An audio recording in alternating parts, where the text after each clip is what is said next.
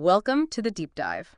This is where we take the source materials you send our way. It could be articles, research, sometimes personal stories, and really get into them, unpacking the key ideas. And for this deep dive, wow, you sent us something pretty unusual. It's a very, very detailed online post. It's written as a personal account from someone who genuinely believes they're an alien abductee. Yeah. But it goes way beyond just being taken. This source claims they've been given this, well, incredibly radical alternative version of Earth's history, how it was all created, and who's really pulling the strings today. It's down. It's long, very dense, covers a huge amount of ground, really from the beginning of everything up to now. And just to be clear up front, our goal here is quite specific. We're going to walk you through the story presented in this specific source. We'll unpack the claims, piece by piece, look at the core ideas as the text lays them out. We're purely reporting on what the source itself says. Exactly. Our job isn't to say if it's true or not, but just to explore the world this one account describes. Understand this narrative. Right. So, yeah, brace yourselves. This is going to be quite a ride through some fascinating ideas, maybe unsettling for some. Definitely provocative stuff that this one source puts forward. Let's get into it, starting with the person who shared this.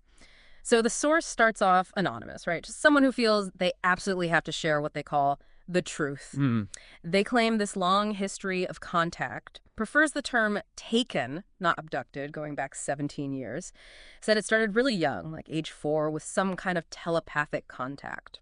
Yeah, and interestingly, they mention a gap, a 5-year break in contact, and then it started up again intensely in August 2016, which is apparently just before they wrote all this down. Okay, and how do they frame this whole experience? Because it sounds, well, pretty out there. Well, that's what's interesting. They're quite open about it. They say they question their own sanity, multiple times, but feel perfectly sane. Yeah. And they're very clear they aren't saying this is the universal truth or even that it definitely happened objectively. Okay. It's more like they believe deeply that this is what happened to them.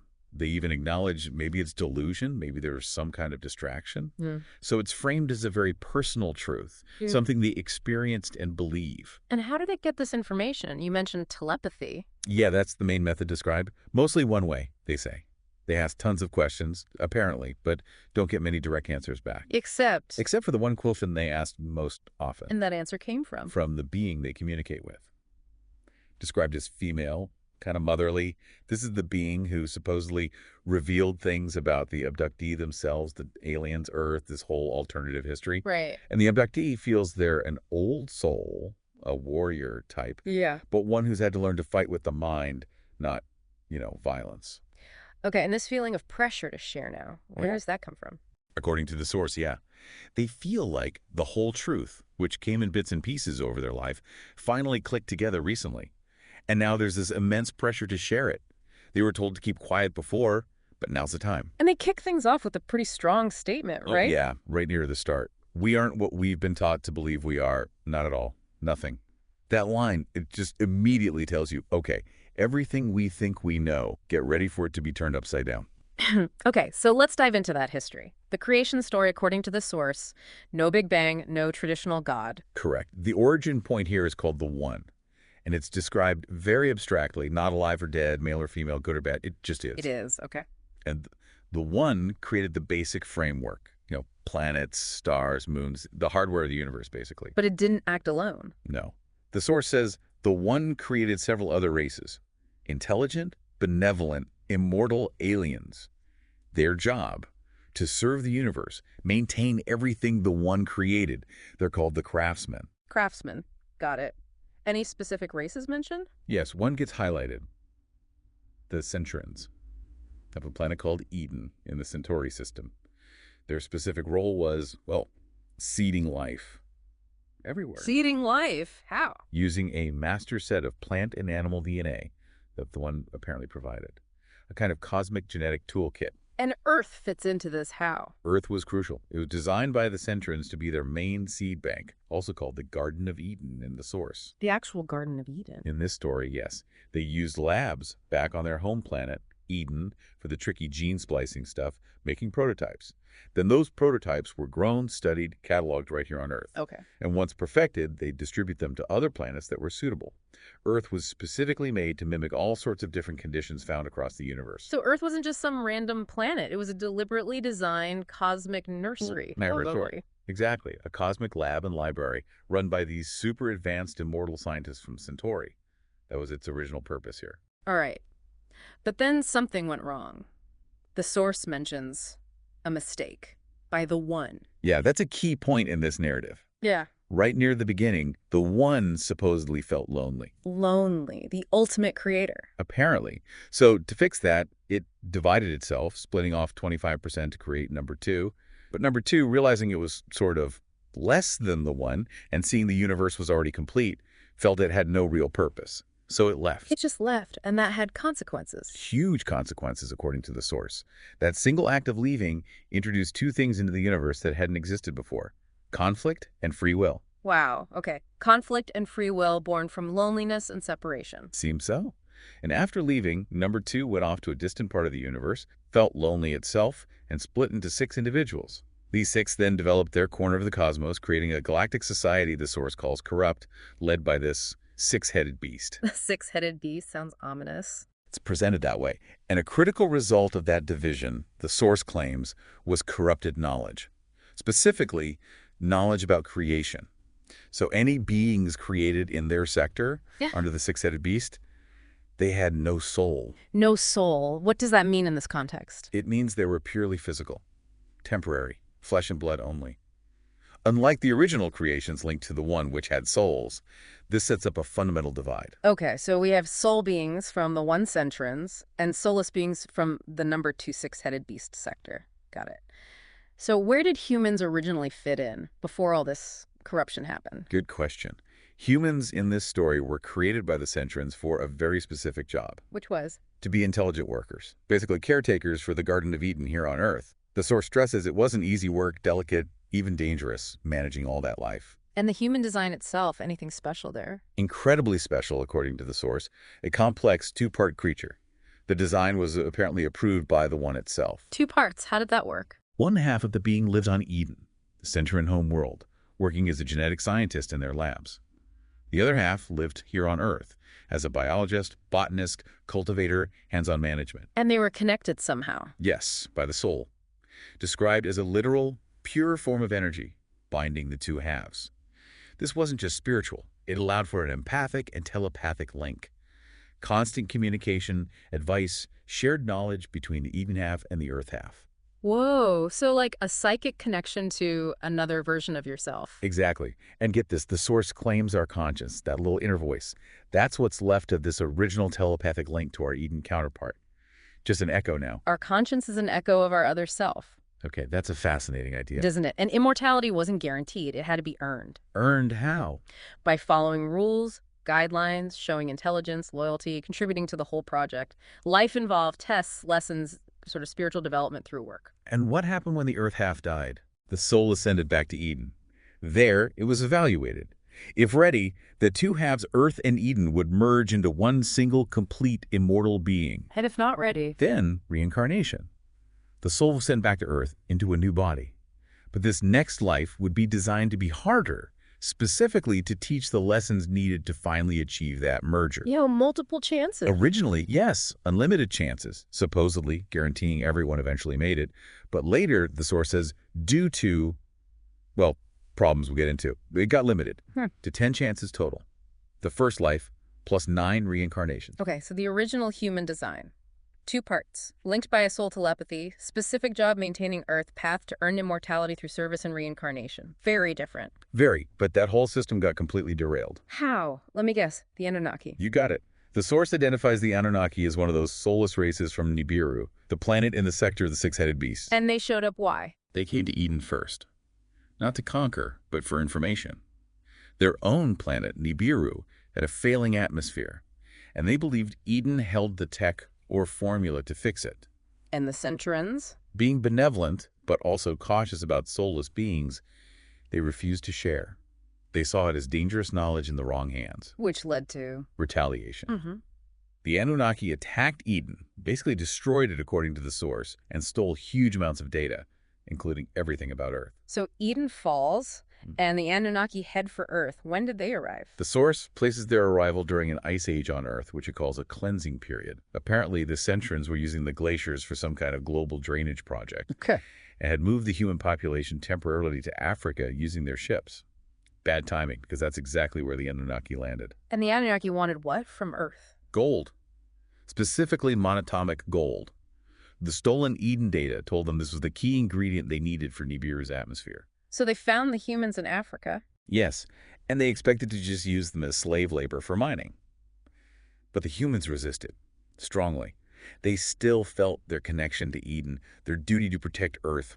They wouldn't cooperate. Even when the Anunnaki tried to trick them. Yeah, the source says the Anunnaki claimed they were the creators. But the humans, through that lingering Eden connection, knew it was a lie. The resistance held. So what did the Anunnaki do? This is where Enki comes in. He's presented as a top Anunnaki scientist. His solution, genetic modification. Uh-oh. Yeah. He decided to inject human males with a DNA upgrade. The specific goal was to make them compliant workers. Did it work? Not immediately, or not as expected. The source says the initial changes were minimal. Humans adapted, kept much of their nature, but after a few generations passed, a new emotion started showing up in the modified humans. Fear. See, they didn't have that before. Apparently not, or not in the same way.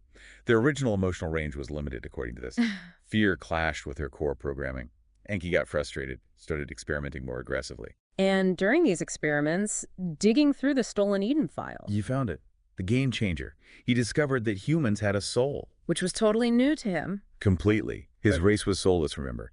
And discovering this immortality component in humans, it apparently blew his mind. And changed his priorities. Absolutely. The source says he became utterly obsessed. Forget Nibiru's atmosphere, forget the mining. All he cared about now was figuring out how to get a soul, how to become immortal himself. Replicating it, implanting it, whatever it took. And his continued experiments on humans Had devastating effects, according to the account. He kept releasing these further modified humans back into the general population. This damaged the human genome severely over generations, led to big mental and physical changes. Any specific changes mentioned? Yes, one physical one is explicitly mentioned, skin color variation. The original humans were described as deep dark brown, but now light brown, yellow, and white variations appeared due to these modifications. Okay. And Enki did something with these new races. Yeah, after calling the other Anunnaki back briefly, he dispersed these groups. The first 3 variations were moved together, but the source claims the white race was split into 3 and deliberately placed among the others. Why? The reasoning given is that the white humans, due to his mods, had become more dominant. They were key to finally getting the mining operations running smoothly, which they did. Strategic placement for control. Meanwhile, Enki's still trying to crack the soul code. Relentlessly. The source says he even took 13 human wives, had a huge family of half Anunnaki kids, hoping to breed immortality, but he couldn't detect the soul in a living body. Couldn't confirm if his kids had one. It drove him nuts. So how did he figure it out? More stolen Eden data. The horrifying discovery was that the soul is tangible after death, and crucially, it's vulnerable during its ascent back to Eden. Vulnerable how? He supposedly found a way to, well, the source says, harness, drain, and absorb its energy. Oh, wow. Yeah. This gave him a lesser version of immortality, as the source puts it. Not true merging, but sustained life, as long as he had a steady supply of souls. A steady supply, meaning he needed to stay on Earth. Exactly. When the other Anunnaki eventually left, Enki stayed. He needed that constant soul energy. And the source speculates, this is just speculation in the text, that he's still here, hiding deep down below the Vatican. Below the Vatican, okay. So, needing souls, staying on Earth. What was his plan for humanity now? Total control. Confuse them, distract them, manipulate them, erase all memory of who they really were, their connection to Eden, their purpose, replace it with a completely different story. His story. And he used his kids to establish this. Yes, those half Anunnaki children, they were big, strong, lived for thousands of years. They were presented as gods among men. They declared Enki was the one creator of heaven and earth. How did they enforce this? Fear. Public slaughter of anyone who didn't comply, labeled bad humans, demanded worship, subservience. And this led to religion. The very first religion, according to this source. Serve Enki and his kids, get rewards on earth, plus eternal life in his kingdom, which he called heaven. But crucially, you had to consciously ask to enter his heaven upon death, a way to tag the souls he wanted. And as his descendants became more human-like. By the 5th generation, yeah, indistinguishable, they tightened the screws, introduced governments, formal churches, divided the world into countries, kingdoms, stratified society by skin color, heritage, status. Pure divide and conquer, explicitly to stop humans uniting. They knew unity was the only threat. And the source claims these descendants, they're still in charge. That's the assertion, that the global elite today are the direct descendants of Enki's kids, still soulless, maintaining control through a pure bloodline. Enki enforces. These are the hidden power groups. But Enki wasn't alone. You mentioned Marduk. Right. Another Anunnaki, but one who was banished to Earth, angry, wanted revenge on humans. And he found out Enki's secret. Yeah. Discovered the soul harvesting tech. According to the source, he blackmailed Enki, give me access or I expose you. So Enki had to share the tech and the soul supply. Did Marduk use the same methods? Religion and fear? Slightly different approach. Marduk preyed on the weaknesses Enki had bred into humans' greed, anger, jealousy. He offered them earthly power, riches, right now, in exchange for their souls and eternity in his afterlife realm. Temptation versus fear. So competing afterlife destinations. Pretty much. And Enki's response, through his church structure, was to invent hell, a terrifying place for souls who chose Marduk's deal. Counter-programming. This sounds like absolute chaos. Did anyone step in? Astonishingly, yes. Yeah. The source claims the One itself suddenly appeared on Earth, manifested physically to mediate. The One came down to sort it out. That's the story. The One stopped the open warfare between Enki and Marduk's factions. And crucially, it laid down a new rule. No more direct physical interaction with humans. Not for the Anunnaki and not for the Eden residents either. Everyone had to go to permanent hiding on Earth or leave altogether. The source suggests it was a test. To see if humanity could figure things out on their own now, navigate this mess. So Enki and Marduk, truce. A truce was brokered. They united their families, their soulless descendants, who the One apparently wasn't concerned with, and they both went into hiding. But Enki did one last thing before vanishing. This is the really controversial part, isn't it? It is. This is probably the most startling claim in the entire account. The source states Enki used shape-shifting ability one last time. To do what? He transformed himself into a fertilized embryo and entered the womb of a young woman named Mary, who was a descendant of his own bloodline. Wait, so the source is claiming That Enki was then born as a human baby, but, and this is critical in their narrative, a baby with no soul, a baby named Jesus. Jesus was Enki, born without a soul. That is the explicit claim in this source. Born as part of a plan devised with Marduk to, essentially, forever enslave humanity through a new, powerful religion centered on this figure, ensuring a permanent soul supply for both of them. That completely reframes everything. Wow. It fundamentally recasts a central figure of history as an alien mechanism of control within this cosmic soul war. It's a lot. Okay.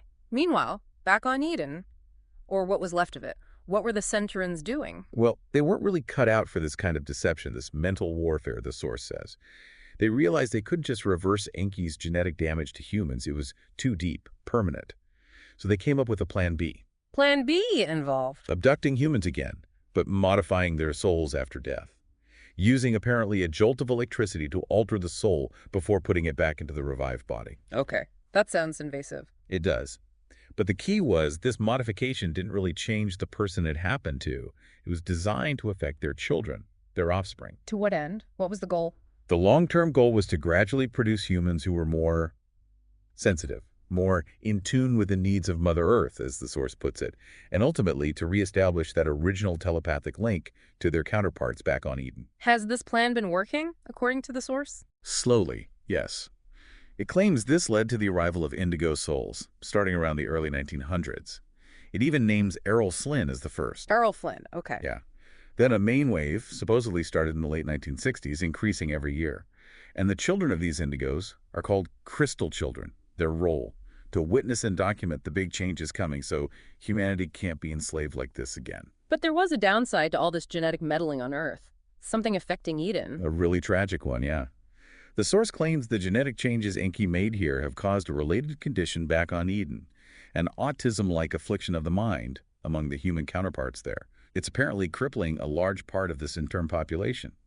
They need constant care, can't function fully. So humanity's state here is directly harming their creators, essentially. That's the picture painted, a deep, damaging link. What happened here has echoed back disastrously to Eden in this narrative. So let's bring it to the present day, or 2016, when the source was written. What's the current situation according to this account?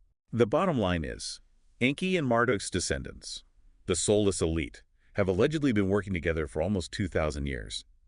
Unified goal: protect the lies Enki started, keep the soul supply flowing. And they mention specific institutions. Yes, the Roman Catholic Church is named specifically, claimed to be central in protecting the lies and feeding souls to Enki and Marduk. The Pope is described as commanding this legion of soulless tyrants, with groups like the Illuminati and Freemasons being part of the structure. And the nature of this elite. Predatory. They hate humans, the source says, driven only by greed for material wealth and total control. How do they maintain control beyond religion? Key mechanisms are detailed. The monetary system making us value worthless paper, profiting hugely from debt and loans, controlling essentials, food, energy, water, healthcare, education, all leverage for profit and dominance, not public good. And keeping people distracted. Absolutely. Distractions are crucial. TV is called out as a major tool. War, too, presented as highly profitable for them, selling weapons to governments they manipulate. All while keeping us divided. That's the core strategy. Divide and conquer. Constantly creating friction, race, class, belief, nationality, anything to stop people from uniting. Because unity, they know, is the only real threat to their control. So the abductees' purpose in sharing all this is To wake you up, Yeah. as they put it. To make people realize what humans truly are in this context. Genetically altered beings, not just fooled, and what they need to do to break free. tis. United action. That's presented as the only way. The source argues Enki and Marduk are actually vulnerable now. They're way past their natural lifespans, only sustained by souls. And that soul supply is supposedly weakening Why is it weakening? because of a recent rise in genuine spirituality, but also atheism. Both apparently disrupt the programmed religious pathways that feed the system. This vulnerability makes the elite nervous, according to the source. And people might be feeling this connection again. The source suggests so. That feeling of connection to the Eden half might be stirring, especially in those affected by Plan B. The abductee also mentions feeling the souls of past warriors who fought the elite. So we're stuck in a loop until Humans get this done, understand the situation, unite, and fight back against the elite. Otherwise, it's just reincarnation, repeating history, stuck in this loop, doomed to watch history repeat itself again and again. Wow. Okay. That was definitely a deep dive. We went from a lonely creator to immortal aliens, genetic modification, souls being harvested, Jesus is Enki, Plan B babies, and a soulless global elite running things from behind the scenes, all according to this one source. Yeah, it's an incredibly intricate and, well, radical narrative. And just to reiterate, as we do with every deep dive, our aim was simply to report accurately on the claims made within the source material you sent. We've laid out the story, the characters, the main points as presented by the person who wrote it. We haven't added anything, just organized and highlighted what they shared. It certainly puts a different spin on, well, everything. Fighting for your life takes on a whole new meaning if you're fighting for your soul energy. It presents a universe where wanting companionship led to conflict, where your gut feeling might literally be a connection to another part of you across the stars, and where our entire recorded history could be a carefully constructed lie.